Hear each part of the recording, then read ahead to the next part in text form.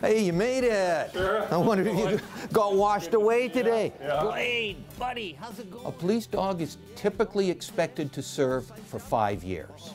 We've had some go longer just because they were in very good shape and they were exceptional dogs.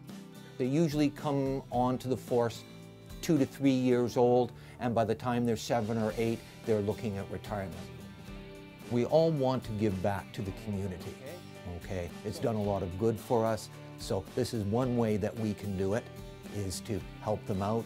Just given he's a German Shepherd. Being an active police dog with his handler is a very tough job. They're 24 hours a day, they're out there, they're into scenarios that would scare the living daylights out of most of us, and they depend on each other.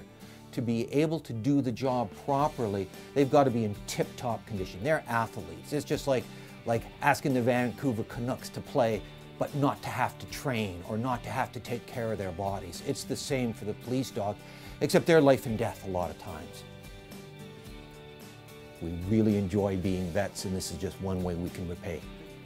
My background is a farm background. I grew up milking cows and working on the farm, so that was initially my plan when I started, even the doctorate program, but about halfway through, just the exposure to the level of medicine and what was happening in the field of veterinary medicine in small animals just became too much for me. I just loved it too much. So I switched, and I have never regretted doing it. My favorite moment of the job, I have to admit, is when that first puppy or kitten comes in with the new owner and I get to play, and I call it being the uncle, and I get to tell them all about what's going to happen and how exciting it is, what we're doing for animals, all that we've learned to keep them healthy. We're so much advanced, even in my career. Keeping up is a real problem.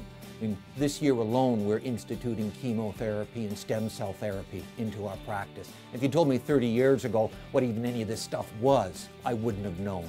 And now, guys like me are doing this, you know, and it's just the results of it, you know.